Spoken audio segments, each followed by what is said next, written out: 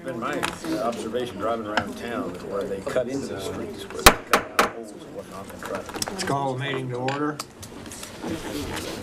Alyssa, all 7 of us are present. 1, 2. Okay. Item 2, at the Commissioner's request, discuss any item of concern on the regular session agenda of September 7, 2017.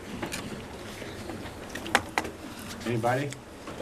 Item 3, discuss solid waste rate changes. Gerald, is Yes, that you? Mr. Mayor, I think Scott's going to take us through some changes that we're proposing and want to discuss with you. So,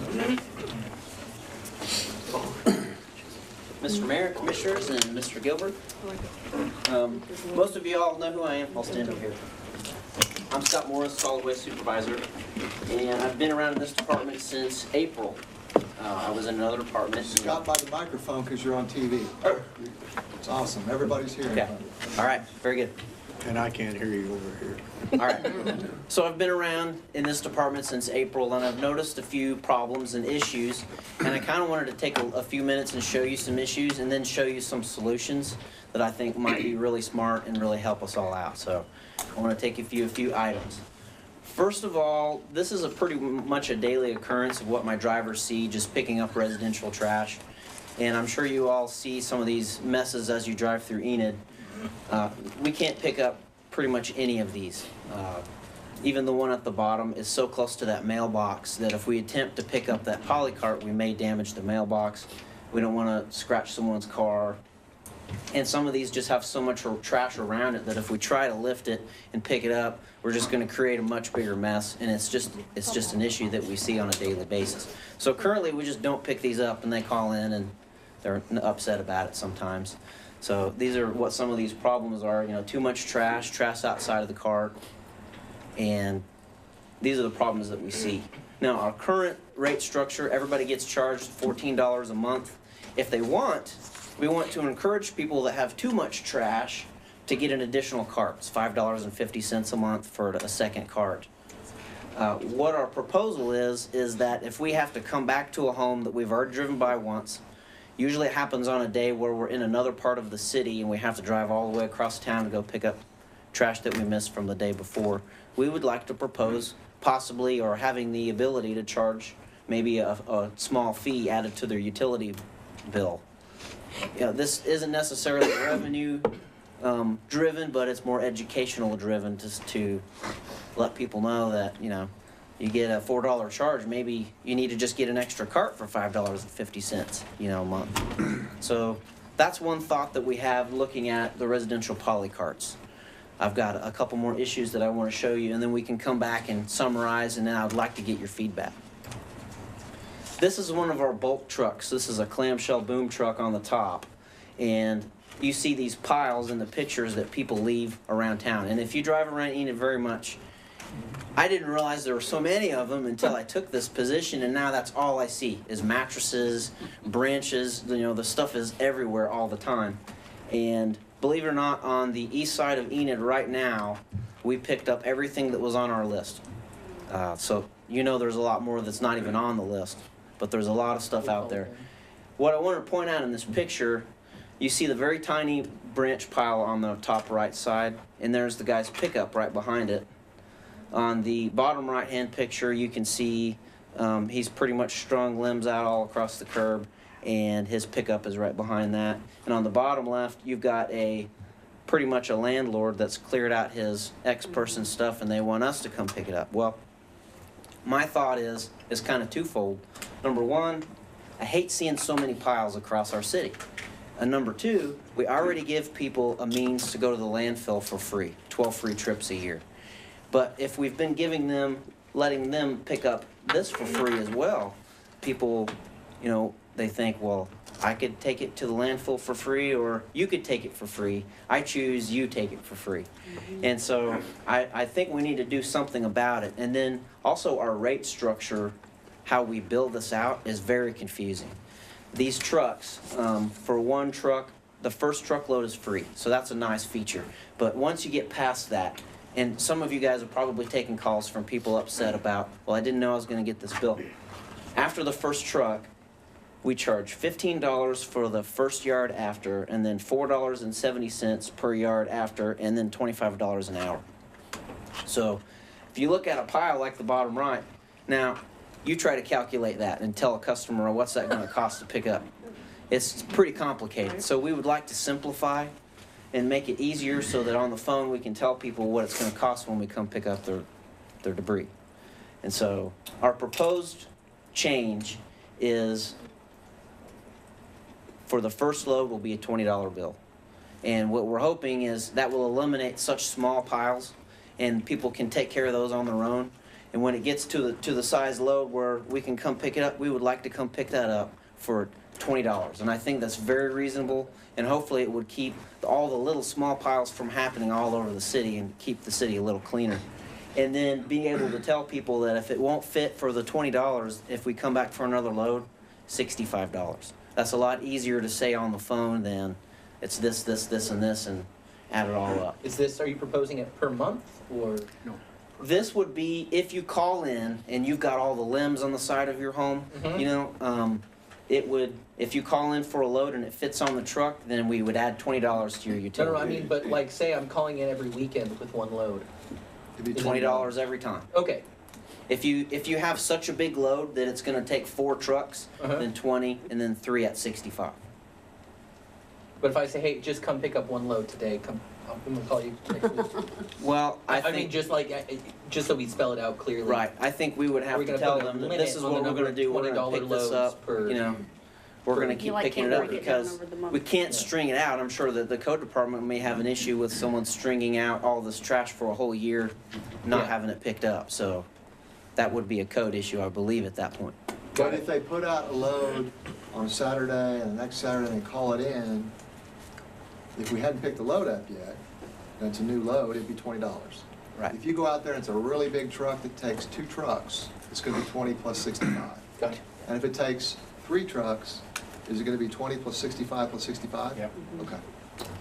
And that's very reasonable, looking at other comparisons and even our own plan. A full truck with 20 full yards and the labor would be over $125. If we're only charging $65, that's really taking what we had before and making it even better, but it's just so much simpler to explain to people, just a solid one number. So how quickly, if someone calls in, do you come pick up their trash? Because I know sometimes it stays there a really long time. Yeah. So my only thought on this is I absolutely think that we probably should do it. But I think people are going to say, well, if I'm paying you, if you're doing it for free, I'll let it sit there for a month. But if I'm paying you, you better come get it right now. And I think that will increase drastically. Here's You know what I mean? here's the real issue. I've got this truck up here is about a $240,000 truck. We have 2 of them that we use in my department. I have 2 guys that's what they do, and so we're expending a resource on 2 trucks and 2 guys that essentially we're just picking up stuff for free. And even at $20, it will help us recoup the costs of the truck and the labor. And yes, especially like. Even like last November, we had a little ice storm, and it took us a while to recover from it. There were probably some people that were on the list for 5 or 6 weeks Yeah. before we got them picked up. And then right now we're pretty well caught up. So probably if you call in, we could get you picked up pretty quickly. But it just kind of depends on windstorms and ice and what's Right. out there. Well, yeah, stuff like that. Definitely. Scott, talk about what happens when this charge gets to their water bill. Is it consolidated with another total, or will it be itemized on there? It'll be itemized on there. I think it should be, because if you consolidate it with Yeah. everything They never else, know. Nobody knows what to do. Yeah. They'll be able to see Nobody that knows this is who's on for first my base. extra trash charge. So I've got one more thing I'd really like to talk to you guys. It's really important, and this is landfill. Our landfill rates. We'll get into this in a minute, but our landfill rates don't cover the true costs of everything that we really need to be buying at the landfill. If you take our total expenses and revenue from last year, it does show a little surplus, but what this doesn't show is all the capital improvement projects, all the trucks that we buy that are in capital improvement. And my goal here in trying to increase a landfill rate would be, let's get solid waste to pay for solid waste, so capital improvement projects, you can spend more money on other departments that need it or something else. So my goal here is to try to make us where we can pay for ourselves. And looking at our equipment and solid waste, our average age of our equipment is 9 years old. At the landfill, the average age of our equipment is 17 years old. And recycling, it's about 13 years old. So we do have some very nice new equipment, and then we have some other equipment that's very old, and it takes a lot of money to maintain it. My maintenance budget is $300,000 a year, and sometimes it goes quickly. This is just a few pictures of how many trucks that I've maintained in my fleet. On the top, those are all residential trash trucks, and then on the top far right are the front loader trash trucks. On the bottom, we've got some pickups and the boom trucks, and on the bottom right, we've got a couple roll-off trucks and some rear loader trucks. And then at the landfill, there's some high dollar equipment right here. At the top, these 5 pieces of equipment move about 91,000 tons of dirt every year. Where's your scraper run? So that's an old scraper that we use. We should be getting a new one, I think, you guys approved pretty soon, so pretty Such excited about that. Yeah. So, I never. but like in the middle, those are our compost cleaners and turners. Those are about 20 years old and need to be replaced desperately. And then on the bottom, we've got our grinder and a track hoe. The grinder is an '08 model, and it's been doing really well, but it costs money to maintain it. There's a lot of wear parts that are expensive on that. And some mowers, and we're getting a new semi-truck this year, hopefully. But all of this stuff takes a lot of money. So here's what we need. In additional leases to maintain a new fleet of residential trash trucks, we need about another $350,000 a year.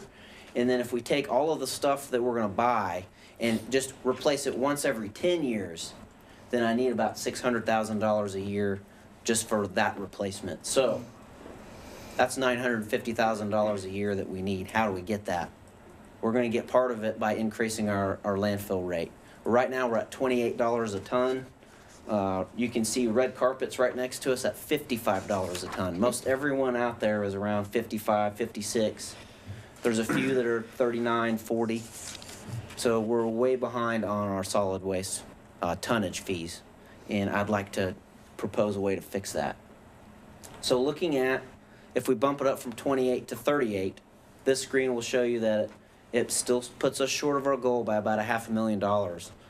And that's where I'd like to start.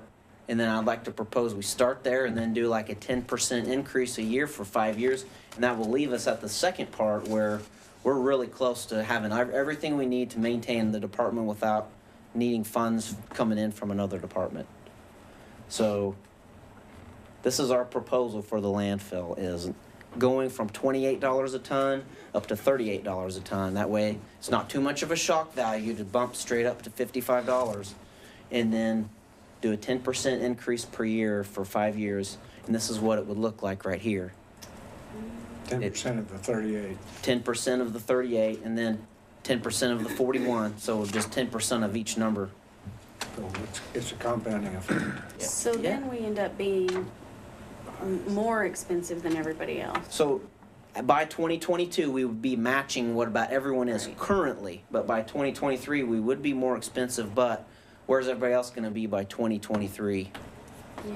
So the likelihood of If you all decided that we didn't want to put the numbers for 2023 on there, we could take that off.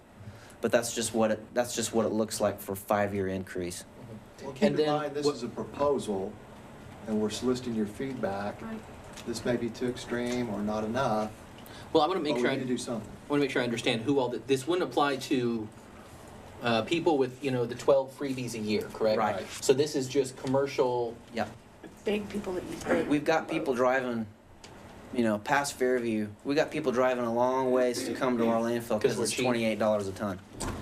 So it actually might not, the revenue might not get increased as much as projected because likely They'll just go some people Fairview. would go somewhere else, which is also kind of fine too, in that it would theoretically extend the life of our cells. If you've seen how expensive it is to start a cell and to close a cell, Yeah. we'll take that. Yeah, I'm least kind I of think. fine with that. I don't really mind being the most expensive in the area, just because the cost of doing a new cell is so It is expensive. monumental. So, and if we're ahead of the game by 50 cents on someone else and they want to drive 50 more miles to save 50 cents, then that can be their choice. But Scott, if a tenant or a Problem with any of that? homeowner puts their trash out by the curb, who's responsible for that on their water bill? Look, 9 times out of 10, the tenant's gonna leave Enid, Right, if it's around. right. How do you track that if the tenant is supposed to pay for it? It gets added by utility services to the current, whoever has the utility bill. So if no one had the utility bill, then we would either we might be notified not to pick it up, or it might just be we don't know who to charge it to, and we have to find the owner and try I'm talking to, about dumping it out there and leaving Enid. so. You're That- gonna get in the biggest argument, you're gonna come in second. Well, at that point, we're out $20, but Yeah, we might end up just picking it up, Mayor, to clean it up and not Right. recover anything. I Because would we don't want a pile of trash sitting at the curb. I understand that. And we have access to utility system, and I would expect that we are looking to see if they have an active account before we schedule the pickup. But those are our 3 proposals. I would like to hear any feedback that you might have, and hopefully bring this back and change some rates, and maybe we can make it where solid waste pays for more of itself, and you guys can spend more money on, Well, maintaining someone else's fleet. one of my concerns is that I think when we started the free pickups, that it cleaned up a lot of places around town that hadn't been cleaned up. And I guess what I'm afraid of is if we eliminate the free pickup, that crap's gonna lay out there an awful lot longer than it is right now. And we do need to be concerned about how the city looks. To me, I would rather allow maybe 1 free pickup a year or That's what I was something, just gonna say. and then charge for anything beyond that. Because most residential customers aren't going to have any more than that. Yeah. I mean, if you got somebody that's putting something out there every week, there's something else Yeah. going on. I just hate to eliminate that, because I think it has helped to keep the city cleaning, that look better than it used to. Well, Commissioner, as you know, before, in the past, we've had various cleanup times. Right? And we didn't really talk about this, but we could incorporate this with specified times of the year, maybe, if we wanted to do that. I haven't really discussed it with staff, but I know we've done it in the past. We could do kind of what you're talking about. There could be periods, spring cleanup for a week or 2 or whatever. Put your stuff out there, Christmas tree time. Christmas trees we recycle anyway. That would be a good one. But or after an ice storm. that could be or- something we could consider too. I think what Scott's saying on the pickup, citizens may not even realize what a great deal they're getting right now. And we're not proposing raising residential solid waste rates. It's $14. For $14, you get 1 polycart pickup a week. And if you have bulk trash to put at the curb, you can put it at the curb, like Scott said, and we'll pick it up. The difficulty with telling people what it's gonna cost, Scott's explained. I mean, it depends on how big your pile is, and then I can't tell you how, if that's 2 trucks or not. They've gotta go pick it up to find out, and then they tell you, and then if you're expecting it to be free, you're upset. So we thought $20 was reasonable, but maybe even $10 or something would help accomplish what we're doing. Same thing on the $4 dump if you've overfilled your cart. If you guys think it's better to be 2 or 3 or something, what we're trying to do is get people that constantly have that issue to get the second poly card and pay the extra $5.50 a month. We're not really looking to overburden people. To And distance that's it. still a great deal to pick up your trash. Can you believe it? We haul it away. It goes away. And even if the pile takes 3 or 4 weeks, eventually it goes away. And we're not talking about taking away the 12 free visits, because people like their 12 free visits, and I think the truth is, not very many people use those 12 free visits. They might use them more if they have to pay. If it was me, or most of us in here, we'd probably be happy to pay $20 to have our junk hauled away. So, I don't have any heartburn about any of the costs. I mean, I think they're all completely reasonable, but I kind of agree with Ron about most people probably aren't using the clam truck that often. So I would think one a year is probably plenty for most people. But, because I know that this is really addressing the habitual users more than anything. And you're still gonna have those, and they're still gonna try to figure a way around it. But, I mean, so like I one think- bulk I free think pickup if a you year? had one, A freebie. yeah, I think you had one big one a year, because, I mean, you might clean out your garage once every now and then, or you know, something like that, but, I mean, I don't think I've ever used it. I need to, I have a trailer full of stuff I need to, yard, I'm limbs just I thinking need out to, how many limbs I need to dump, loads but, my pickup truck would fit in the back of that thing. Do you I like mean- that better than the doing like the spring cleanup idea? I mean, Well, we I can't think probably that, do both. I think we'd choose one. I would think you do both. I to think be you could honest do with you. both, because the spring cleanup, because still the same thing, not everybody's gonna take advantage of that, because I've never done that either. Because, I mean, whenever we, like, if we clean out the garage, or we had remodeled our house or whatever, we just took it all to the dump. We use those, we've used those. I don't think I've even used a whole year of those ever. But I don't think we're gonna lose money by giving everybody one, because you're gonna have a lot of people that don't use it anyway. So you're not gonna lose or gain anything there. But then the people that, like, if I thought it was gonna happen quickly, like if I knew my stuff wasn't gonna sit out there for a month, I'd pay $20 and have them come get it tomorrow, because I'd wanna have it gone. So I don't think the prices are crazy at all. But When are you wanting to implement this? Well, I was hoping that we would make the effective dates on these starting on January 1. That way people have time to get used to the idea. And if I may speak on the idea of the spring cleanup, I just wanted to kind of point out that back in the day, we used to have a lot of rear loader trash trucks that we used for those. We have one no, we now. don't have those anymore. We have one rear loader truck, and we have these 2 clamshell trucks. So if we implement the idea of a spring cleanup again, we could very quickly overwhelm ourselves, I believe. Yeah, whereas having just a freebie for everybody a year will spread that out, True. And spread maybe, out the workload. and then maybe we just save it, like if we have a disaster, like we had the ice storm or tornado, Yeah, then that's sure. a whole different, then Totally we make a different. decision. We've done that in the past. We've made emergency decisions to go Waive fix waive it. the fee for 60 days, 30 days. Get FEMA to pay for it. Yes. Yeah, I don't have any problem with any of this. I We're gonna I be think that's busy in all rational Houston and changes. Miami. My one thought is the fee for making us come back out. I thought it was kind of low. $65? No, the $4. Oh, yeah, that. Yeah, when we have to come back out, that seems a little bit. I mean, if we want to make it a serious disincentive, I think $4 is good. I mean, but I like, if you want to be higher, you guys can make it whatever you want. Here's what I see at my level, and Scott probably maybe sees something slightly different. What happens is, we ask people to put your poly card out at 7:30 in the morning. Many Nobody times, does it. Well, but nobody says that. They always say, you missed my trash truck. Oh, it Or was my there. poly That's card. what I It said. was You there. missed my poly card. yeah. Mommy, And dang what it. we do in the Gotta wait spirit till of next week. customer Yeah. service is, we don't question them. We might remind them about put it out at 7:30. Uh-huh. We don't question what they're telling us. We just dutifully go back and pick it Yeah, back up. yeah. That's what he's talking about.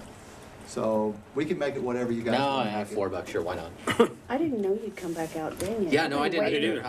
I've just been waiting till the next week a No, bunch of times, because I haven't got it out in time. I've just been racing home from work at 10:30, going, oh no, I forgot to I say. know, I'm doing it too. I heard that. Dang it. Well, we can work on some of the suggestions that you've had, and we can bring this back at some form soon Sure. and discuss it again and give you a chance, probably a regular session if you think it's ready to move it forward. The intent, like Scott said, was to approve something well in advance of the implementation so we could communicate it. And I'm sure that will generate a lot of people putting piles at the curb before the new Oh, yeah. increase takes effect, which is fine. It would cause a backload, but we would deal with it. And that would help us maybe buy another clamshell to deal with stuff in the future, is what Scott's saying. I think we just need to be really clear that it's not really gonna affect the residential user that much. That's correct. There's no proposal to change the $14. Because you know at this time. everybody's gonna freak It's out and go, not. oh my God, they're raising the Only taxes." for commercial, big, heavy. Right. And they can still take it to the landfill themselves 12 times. We need to do that. Thank you, Scott. You're welcome. Trailer full of limbs, we need to do it. Item 4, discuss the capital recovery ordinance. Robert?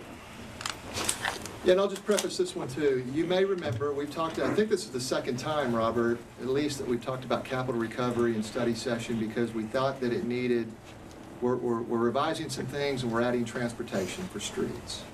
And we want to make sure that we get it right. And we've had at least 2 developer meetings to discuss developers, and they've given us very ideas. I think we've incorporated a lot of those. And Robert's going to tell us about those, but I think we're close to the point of bringing this to you, maybe even the next meeting, on the regular session to consider for approval. So we'd really like to get, if there's something you like or don't like, or like us to consider to change, we'd like to capture it. We also sent out to developers and let them know that we were discussing this tonight. So I'm sure you might have gotten some feedback from some of them, or might in the future. We welcome that. Robert? Thank you, Gerald, and Commissioners, Mayor. I'm happy to present this revision to the capital recovery ordinance. Capital recovery is fairly new in many areas. It's new to the city. We've had an ordinance for about 4 years. The principle is fairly simple, but if you go through the ordinance, it's a little bit complicated to implement and to make it fair and equitable.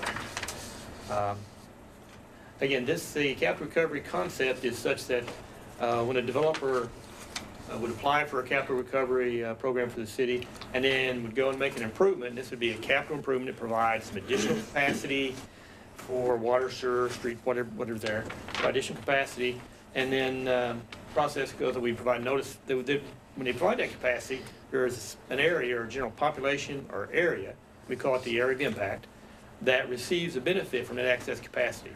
So they provide notice to the owners in that area of benefit that the improvement's being made.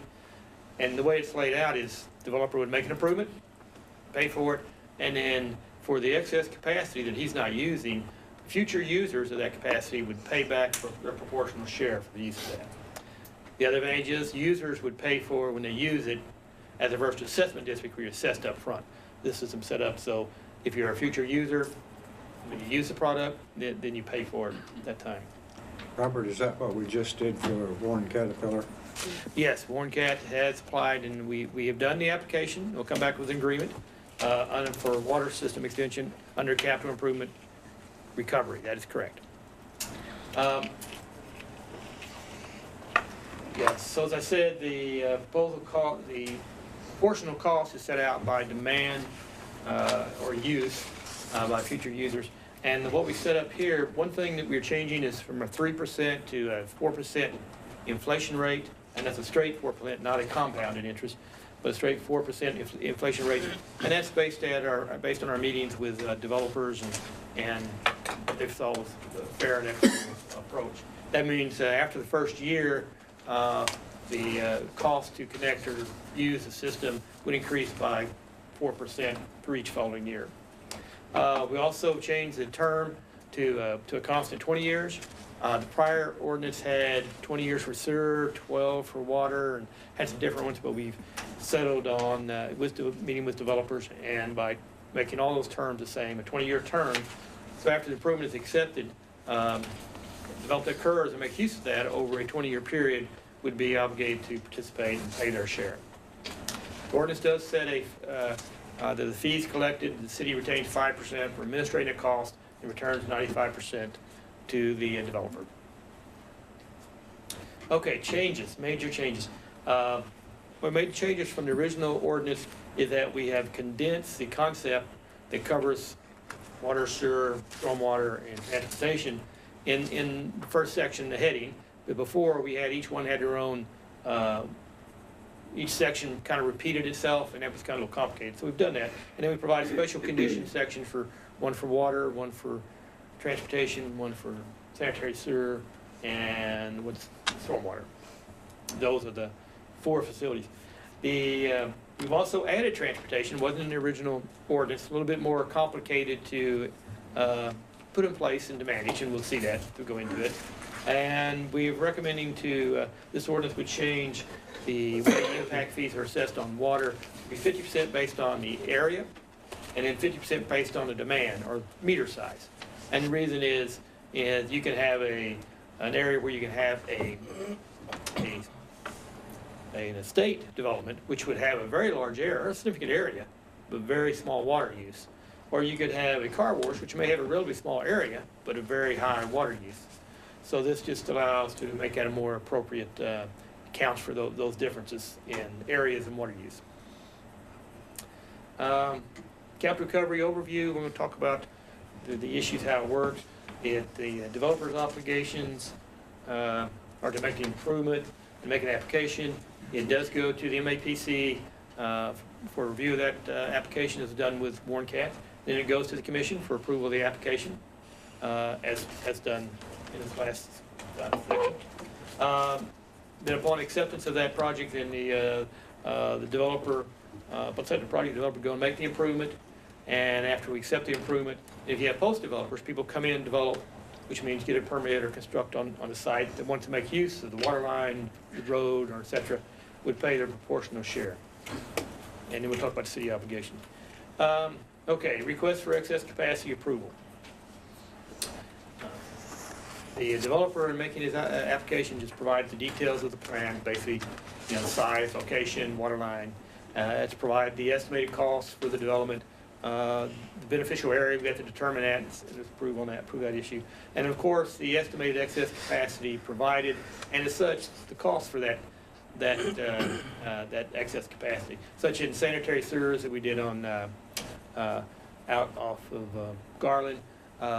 You know, that was developed. There was a fee of, I think, about $600 per gallon per minute of flow of wastewater. So it gives a way for future developers to figure out what their costs could be. Approval process: MAPC would approve the application as been done, and then it would go to the city commission to use the commissioners for approval of the application for final approval. MAPC is just a recommending body. And then the developer provides notice to the owners in what we've defined as the area impact of the proposed capital recovery, and also it would give them the information, you know, what they could anticipate in the future for a cost to connect or make use.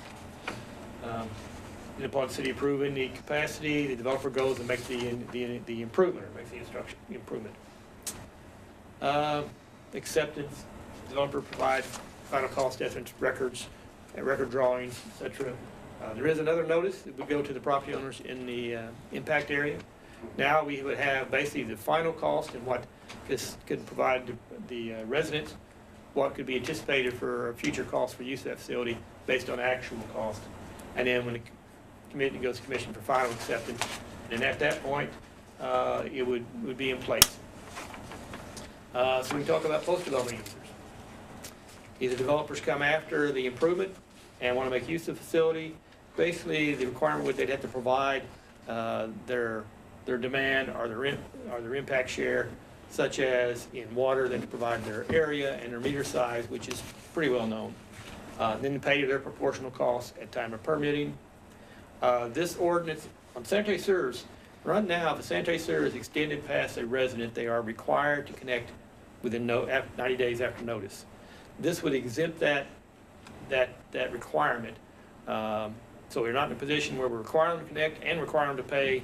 You know, then in that case, you know, we would be forcing them to connect and pay. So this way it's set up, it does exempt them from requiring connection because that utility is there. And they pay their proportional share to the city. They pay their share to the city. Yes, the city is the agent that would. And we pay the developer. Yes, the city is the agent that would collect fees based on permitting, when permits are issued. And then the ordinance all set up, we'll get into that. If the ordinance set up, then when we collect at least $1,000 that's due to a developer, we give them notice and then they invoice to collect their fee. We don't just automatically send it to them. They've got to ask for it. They have to file an invoice. We had to give them notice. Okay. Okay. So the city's obligation, so it's one thing you kind of brought into, the city's obligation is to assess the fee at the permit stage and collect that, and to notify developers when fees are collected. When we collect up to $1,000, we give them notice, and then they have within a year to file a claim for that funds to receive those. Actually, they have a year after we give second notice. If they don't file, we have to give them a second notice, and then they have a year to claim those, or they revert to the city. And then we reimburse 95% of the fees collected. Okay. Special conditions, these are the 4 projects we talked about, or 4 improvement type projects that are covered by the ordinance. Transportation was added, and we'll get into that. Special conditions, sanitary sewers, of course, the special condition is you have to include a basin map, sanitary sewers, and stormwater we get into. It's basically the the area of impact or the area of benefit is basically a drainage area or drainage basin, so you provide that. And it's also based on the capacity of the sanitary sewer that's in place, the excess capacity is provided, so they provide that. And then, and same data is provided by post-development. Special provision require post-development provide their usage, demand, or base of their peak wastewater flow. Now, there is a provision in here that we pre-established some flow rates for certain living units. And the reason is most developments when they do a development plan, they actually know what they use an engineer to develop their reports on what their sanitary flows are. But we may have single-family residents or other users which don't necessarily have that capability or don't go through aren't required to go through those hoops. Robert, go back to and explain transportation, please. What does that mean? This is for the placement. This is for placement of roads and traffic control signals, and I will get into that in just a minute. Good. That's the next on the slide. Okay. Sanitary sewer. These are the pre-established flow rates for these users. Basically, a resident is set at 950 gallons per minute, and that's their proportionate share of, if we have 5,000 additional capacity in the house next on, they would use up 950 of that volume. And these are set out for these other units because they may not know what their flow rate is, so we establish what those would be based on their use. Stormwater. Again, it's based on a drainage-based map. It's based on the 100-year event, design the capacity. If you do a channel improvement, design it to the 100-year event. Then there's excess capacity from the base channel to that 100-year flow capacity. And then that cost share is proportioned out based on future developments that come in when they do their drainage report. They actually define what flow they're contributing to the stormwater system, and it'll be based on that. However, again, we have users that don't do a drainage report, small users. And in that case, we have established this chart for the small user or other users that don't provide a drainage report to determine cost. Basically, what it amounts to, it's by the area, if you have an ag or an estate development, their area compared to the total area reduced by 0.75%, because these are based on C factors. You have less runoff from those type of uses. 0.86% of the different area for residential. Multifamily is at 1, but commercial has a higher runoff factor, of course, so it has a little higher factor there. Now, most commercials will do a drainage report, so they'll know exactly, but if we have a case where we have a commercial development that for some reason doesn't do a drainage report, it provides for a means that to determine their proportional share. Okay? These are all based on C factors or runoff factors from those type of development. Water. Special conditions on water is the boundary on water is set at 1/2 to the next water line. Typically, we have water line in section line roads, the main line, so it goes halfway to the next water line of that size, or 1/2 mile. And so, if you run a water line out in an undeveloped area, typically the developed impact area would be from a half mile each side would contribute to or make use of that water line. And in post-development, we just provide their area and their meter size for determining their proportional share. And again, as I mentioned earlier, that share is based on 1/2 the cost of their share is based on their area, proportional area, and 1/2 is based on proportional use of the water meter, or it's the available water flow in the line, but we do that by meter size. Every meter has a certain capacity. Transportation, so good question. How transportation, transportation covers 2 issues. Road or streets, building the road and streets, and placing of traffic control signals. Now, the way this system is set up, when a developer builds a road with a traffic signal system, would do a traffic impact analysis, do a study, which would define the single axle load capacity of that road system. And basically, we'd use it on an annual basis, but it is for a 20-year life. That's the way roads are designed. But it would determine how many single axle loads that roadway could handle, and also would determine, based on if we had signalization, what the average day traffic we could provide through that signal system under a normal level of service. And that's our base. And then post-development would provide their axle load, single axle load units per annum, per year that would be used on that road. So you proportion the road costs based on your loads, how many single axle loads are be applied. The cost for traffic control signals would be proportioned out based on ADT, or average daily traffic.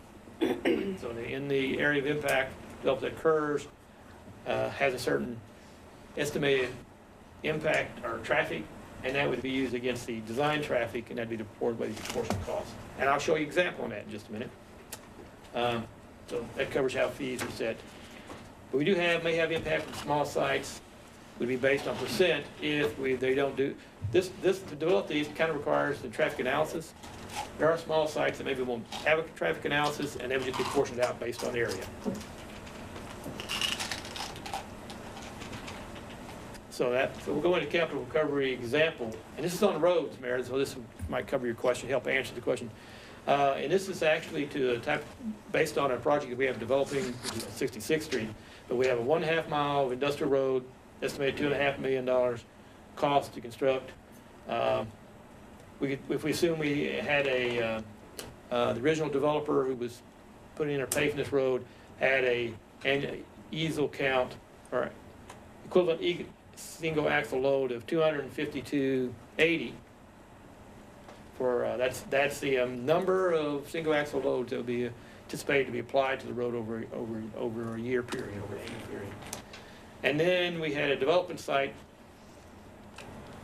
Oh, that's the amount of the road would handle. We have a development site, say a heavy truck development, 750 easels annually applied. And for the example, we're going to say 160 acres, but it could be any acreage. The acreage really doesn't have much of an impact here. And then we'll look at post-development sites. We have a light truck development would come in with 11,700 axle loads. And if you had a small commercial site may come in based on don't have trucks, but they have vehicles, which basically would indicate it, because they have a larger number of vehicles, they still would have an axle count of about 7,700.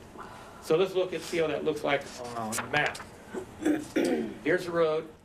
It's 66th Street, estimated about $2.5 million to construct. If we assumed in a heavy truck site here of 160 acres, we know we have one developing there, and we can assume a light truck industry may develop on a smaller acreage here, and then we assume a commercial site there just for reference. So assuming that this is the original developer and covered the $2.5 million cost, and then these are two post-development developers, this is how it would break up. Original cost 2.5, developer share based on the axle count we covered 2.24, 224,000. So you basically deduct this from this cost, and the rest of the difference is apportioned out to future users. And then based on axle count, axle loads, the light truck cost that we were talking about would be about 115,000 would be their fee for that road improvement, their share. Commercial development would be about 76,000. And that's all based on $2.4 million providing for, I'm going to go back just a little bit, providing for this total axle load ability. So that space there that's outlined in yellow, they're going to put up the $2.5 million to build a road. Under this theory, and yes, this in this example. Okay. But under the example, if this original developer and they put up the funds to build the roadway, that's how it would work out. Now this, I'll show you in red. That is the area of impact that would be defined for this road improvement. So development in this area would be obligated to participate. Robert, how much water goes to that area? Excuse me, How Mayor? much water goes to that area outlined in red? You have any idea? What water? How much water is it water served we- by a water line, Yes. Robert? I don't think it is right now, is No, it? it's not served, this area is not served by water system. 66th Street does not have a water system, that's correct. Our sanitary sewers they're not served in this area. Is industrial site, so the development that has occurred to this point has been based on their on-site, they haul in water or have on-site wastewater systems. Do we have to change it from ag to some of the type of zoning? We've already Most- changed the zoning to whatever it needs to be. Industrial, that's correct. Okay. Yeah, the land use is industrial. This is just a hypothetical example of that 160 acre tract, what it would be. Okay. Yep. What I wanted to get across on this and that, on this development, if we had a $2.5 million cost for road improvement, if you had a commercial development, their share, you could anticipate their share would be about $76,000. This is based on based on a reasonably small commercial development and their traffic count that would be anticipated. And we'd have a light truck, which would have a heavier load, would have about $150,000 cost to participate. And you can see that only takes up a small area of the total area. But they would. Example for sanitary sewer, and this is actually for the basin of the sewer line that was put in from Garland West. So it's a very appropriate example. This is an example where the city is a developer. We don't have another developer. And the city or one of its trusts can be a developer under the ordinance and can do the improvement. Again, 3,900 12-inch line was placed. It's a $454,000 cost. Developer City of Enid. This anticipates, just for an example there, that again, future post-developers of, say, an auto repair shop, 5 acres, 15 gallon a minute would be anticipated flow. Subdivision of 100 acres, be 250 gallons a minute, and single-family resident, 0.66 gallons per minute. That is how the charts would be anticipated. We actually have had a facility develop on this service, and so that's how we're pretty well familiar with what that flow rate would anticipate. Again, I want to show you, this shows Gary Road to the north for 412, Garland Road just inside the east side, and Wheat Ridge Road's to the left. The yellow line is the boundary of the basin area of impact, and is the area that would be served by the sewer line. The sewer line is shown in green and goes about a little over a half mile there. What we show in blue is proposed area, and actually has developed as a auto repair shop, so it is there. And it's about 5 acres, but based on their flow rate, their cost of the sanitary sewer is just a little over $12,000. Residential development, figuring, if we're assuming 100 acres, 250 gallons a minute, is what we assume. That cost would be set out at $203,000 of the $454,000 if it develops to that level. Now you could have a residential area on the estates, which would have less impact and less cost, but this is assuming the normal residential subdivisions we see in the city. And we don't show here, but if you had a single-family user, would, based on that 0.66 flow rate, would be $536.96 to connect. So that's an example for how it works with sanitary sewer. We just want to give you a feeling of what the future cost will be for future developers or future users. The advantage is the improvement's there, and they can just pay the fee and go work and develop it. We've had a couple of meetings with developers on the capital recovery ordinance, and the things that came out of that meeting have been incorporated into this ordinance actually. And basically, we discussed the inflation rate, and we've set it at 4% instead of 3% in the past, and we moved the term to 20 years. And we retained the going through the MAPC Commission to request inter review, which we'll link from the project a little bit, but it gives additional review to all the parties. There were some updates to the definitions. We went through the ordinance.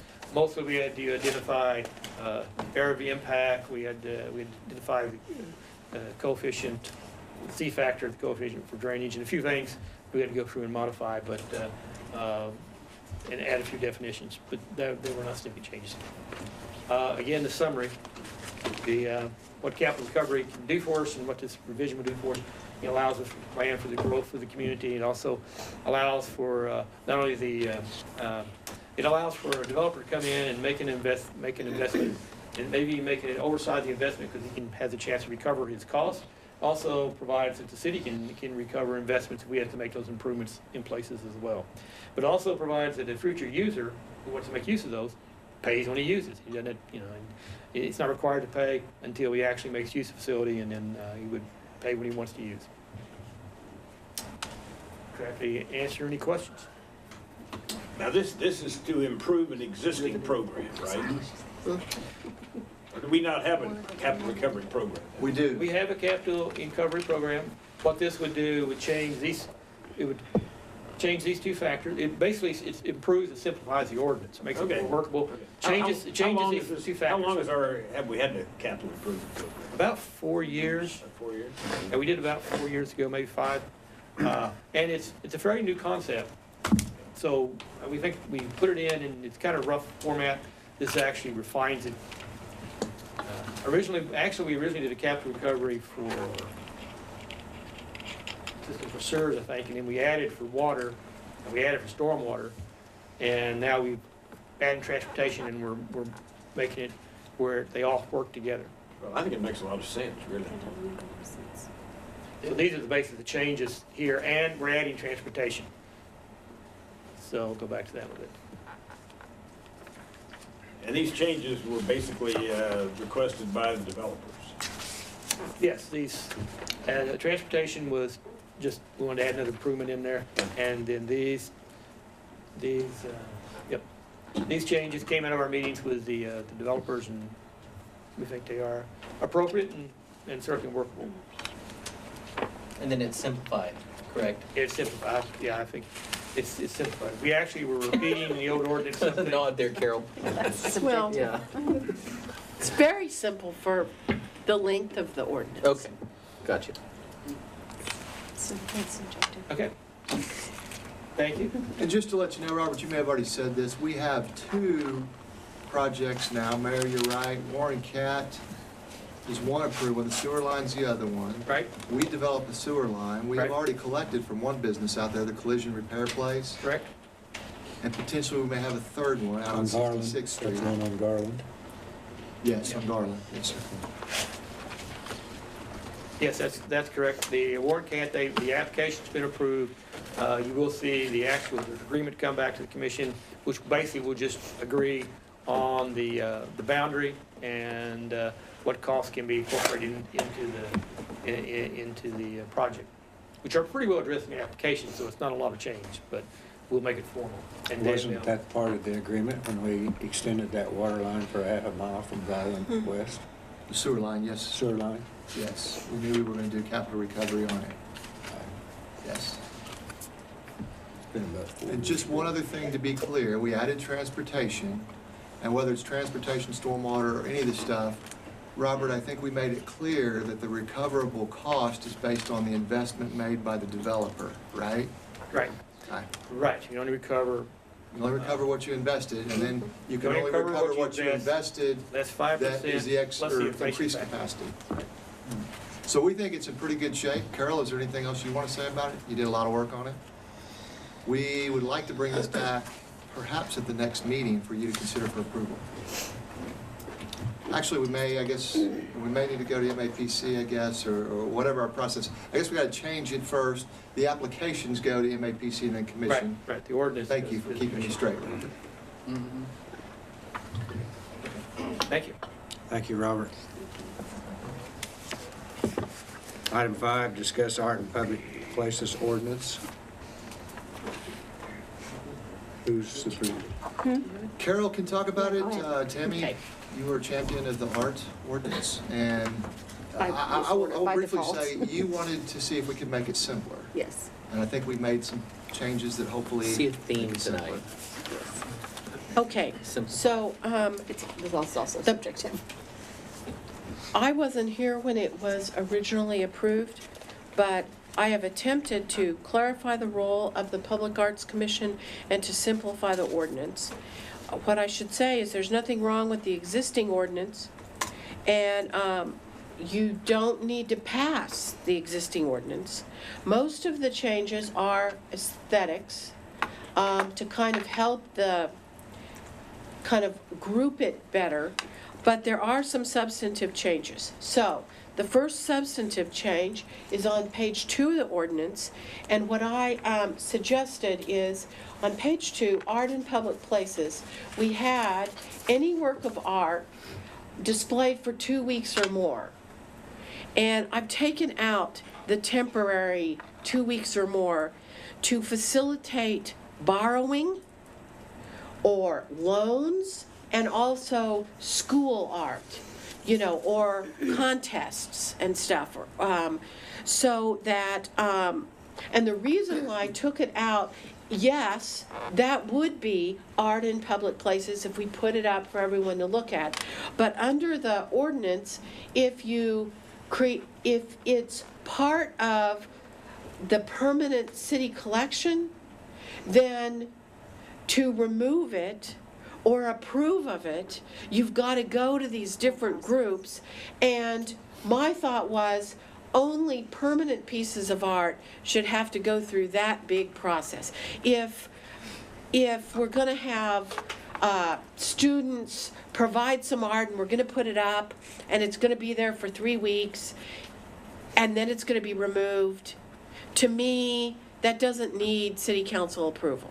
Now, that's just me talking. I was just trying to kind that's of fine. come say up. yes. Yeah. Please say But, yes. Yeah. but to me, it's just overkill. Then the next one, a little more controversial, it's page 3. The current dedication language provided up to, very important 2 words, up to 1% of money for major construction projects shall be set aside. But it also included the language of, but it's at the discretion of the mayor and board of commissioners, which to me, it shall be set aside, but it's at the discretion, which to me sounded like a good recipe for disputes. So what I suggested is, you shall consider the dedication of up to 1% when, during the budget process. You shall consider it, but you don't have to do it. And that's how we did it this year, isn't it? That's what we did this year. Yes. We And just Aaron automatically. calculated based on the definition, Right. Yeah, all the projects that met the criteria, which I believe was 250,000 and 10 million, Yeah. and came up with $75,000. So- That's what we budgeted. And this is still set up to exclude the really, really big stuff, correct? yeah, Yeah. Okay. yeah.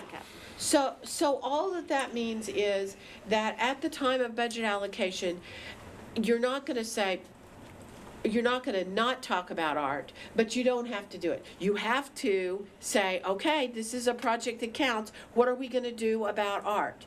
You're completely free to do whatever you wanna do about art, but you're not free to just not talk about it. It could be a long conversation or a very short conversation. Okay. So, that's, and to me, that blended it without having the confusion of, you shall do it, but it's in your discretion. Right. Which- That was where it kept getting hung Yeah, up. I think the okay, effect is basically the same, exactly. but the process But is it's a cleaner. little clearer. Then, and this is, Aaron's, Aaron helped, Aaron Crawford helped with this one. The next one is page 5. And what she was saying is, now we have a project. And on page 5, she suggested, okay, city commission needs to say, yes, this is a project, and we approve it or not approve it. But once you've done that, can we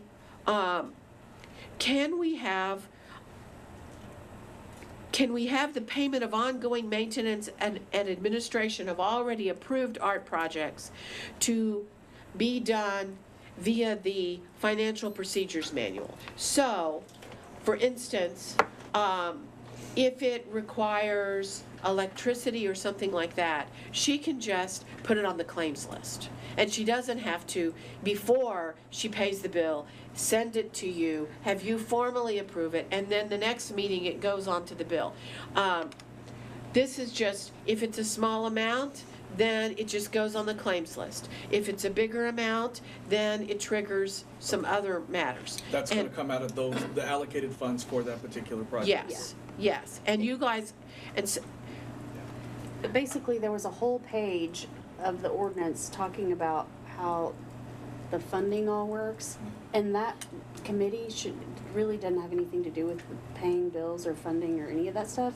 So basically what it does is it just kicks it over to the funding Yeah. department. So it's paid To- like to pay it like a bill. Anything else. Just You like know, a- if it's a huge amount, then it's gonna go through a more formal procedure. If it's a small amount, it just gets on the claims list. Well, I wouldn't think there'd be very many art projects that would require maintenance, really.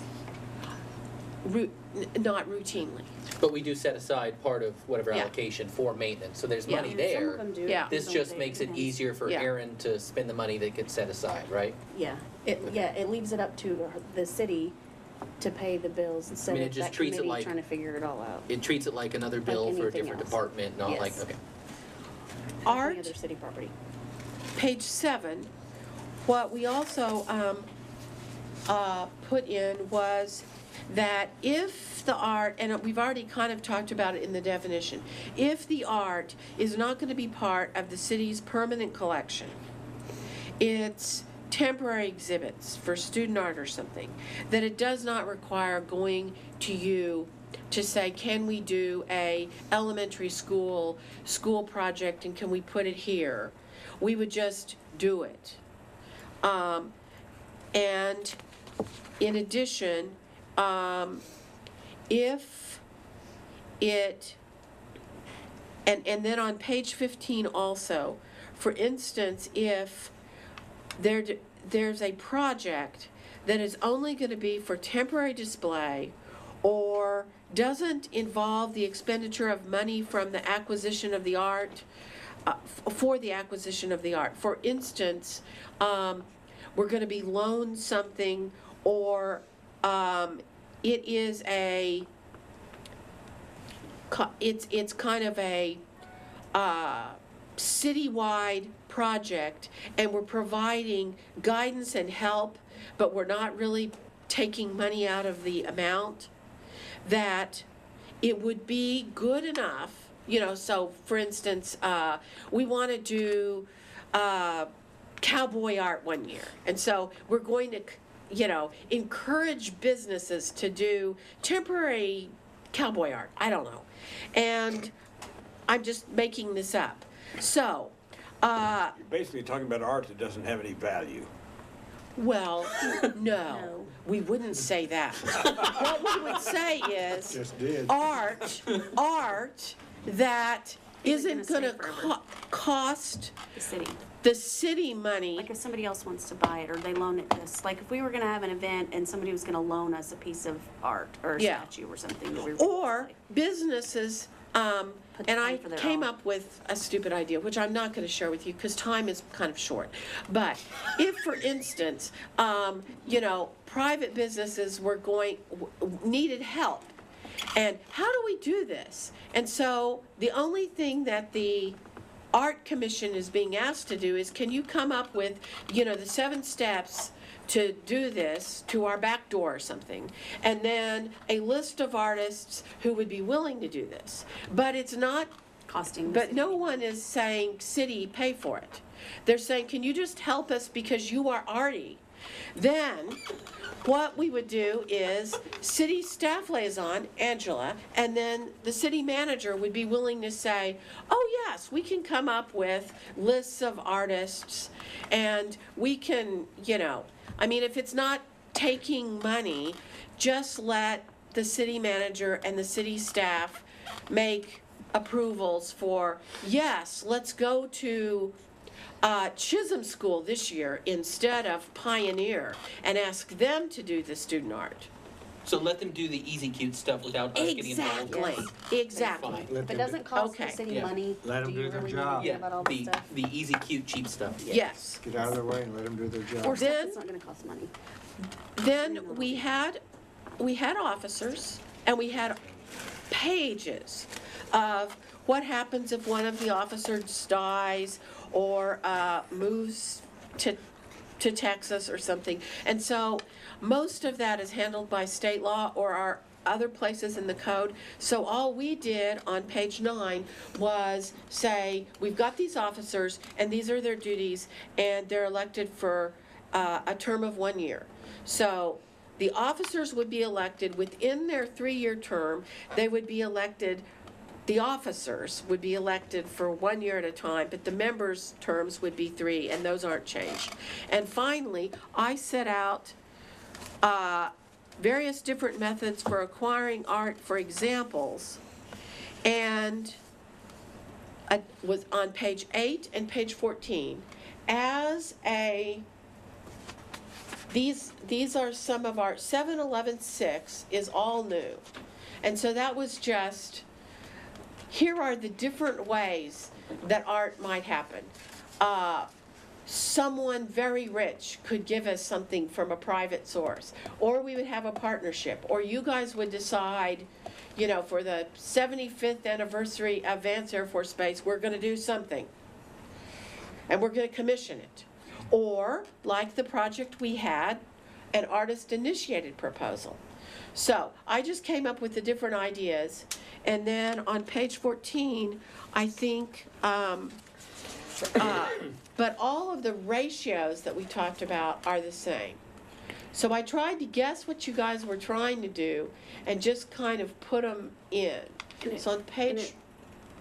Also clarifies, I think, in that part where, the part where something would go out for bid is if we're commissioning it. Right. Like every art project that comes up does not have to go out for bids.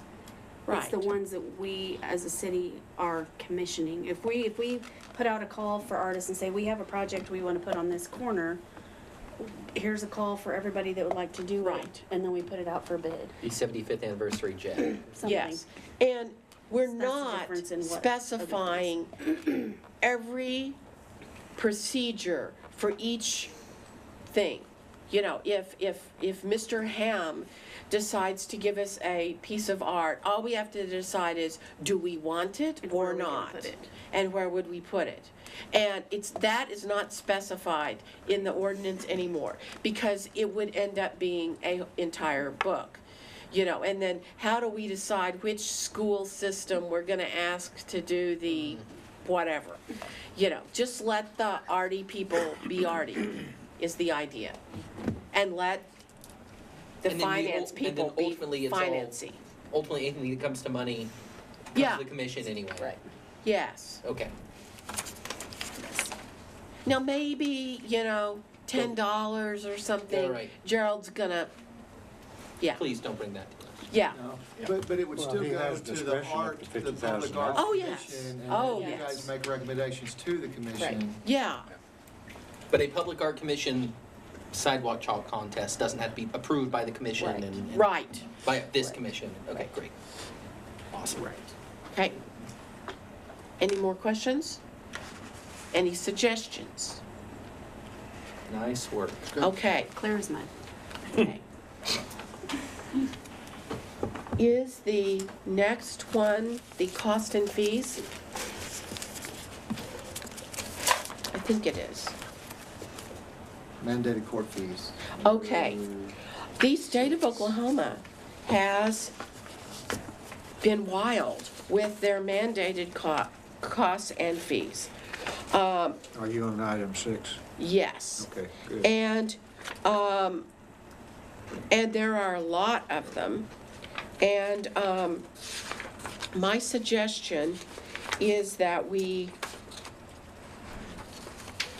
some of them we keep, but the mandated ones, that a certain number of them, we would indicate that we will, if for state mandated fees, we will provide those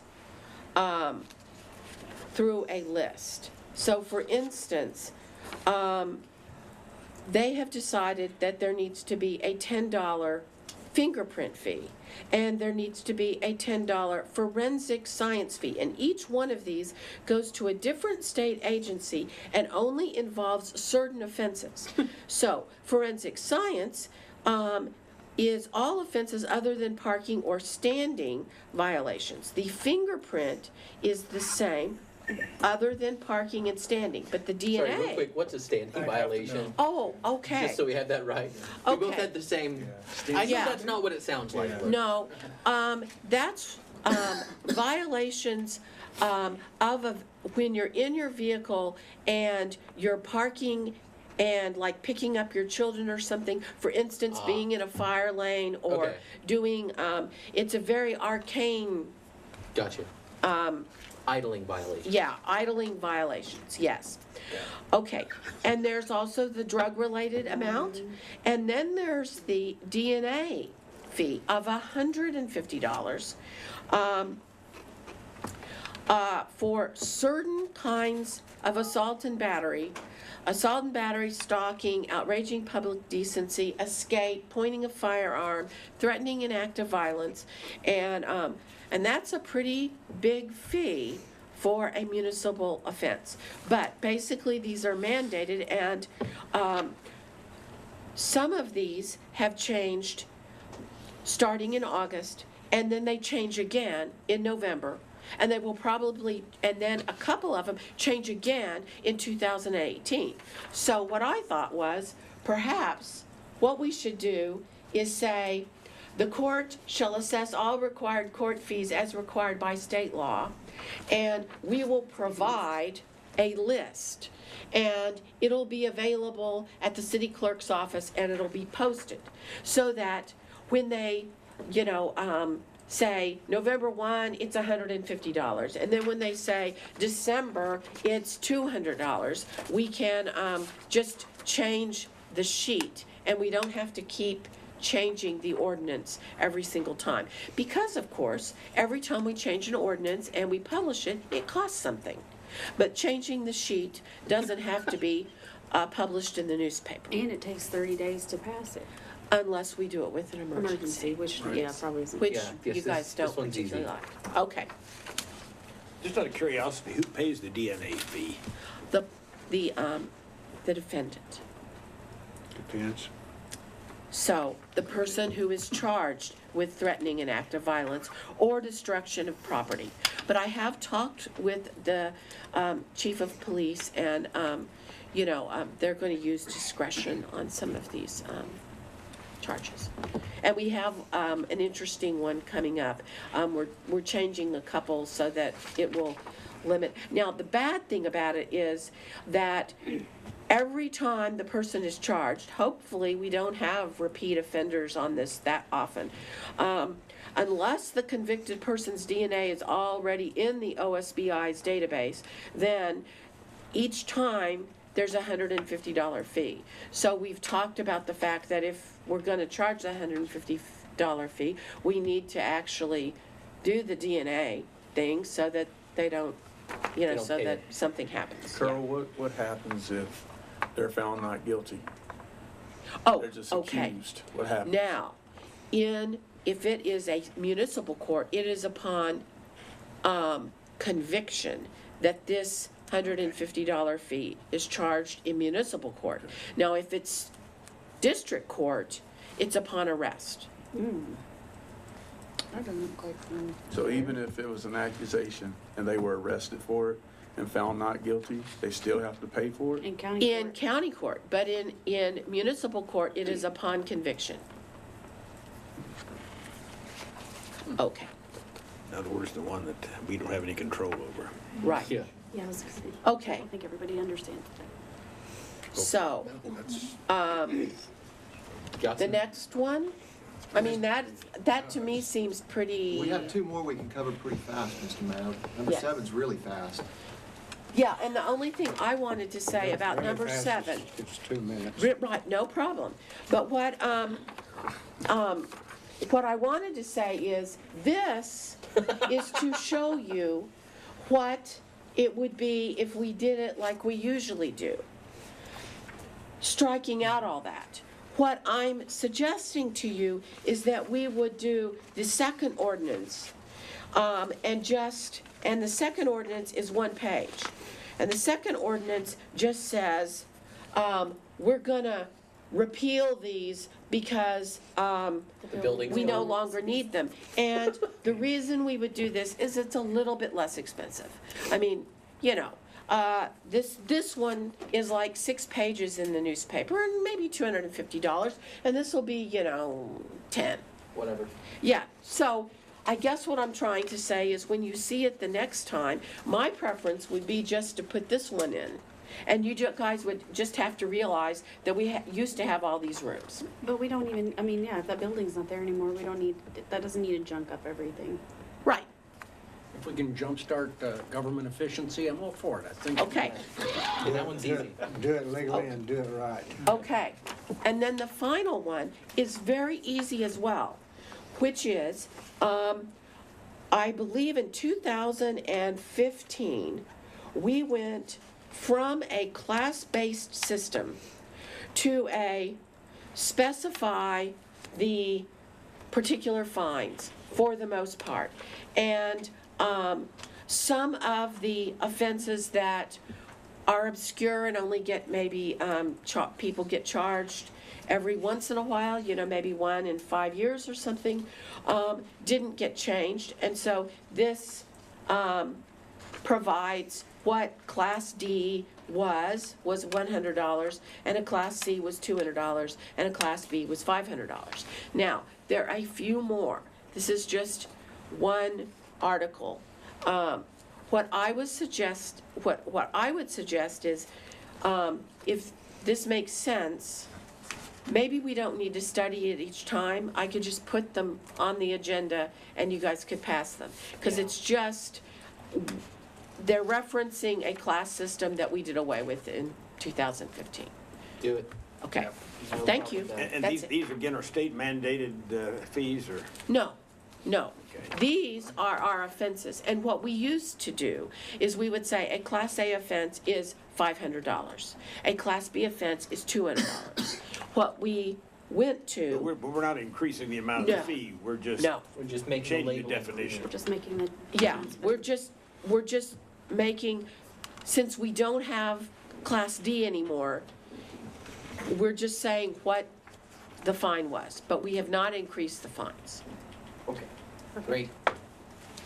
We're now adjourned. We'll meet upstairs at 6:30. Thank you. Did I do them? Kind of shocking after all. Thank you for joining us for the Enid City Commission study session. If you have any questions or comments, visit our website at enid.org.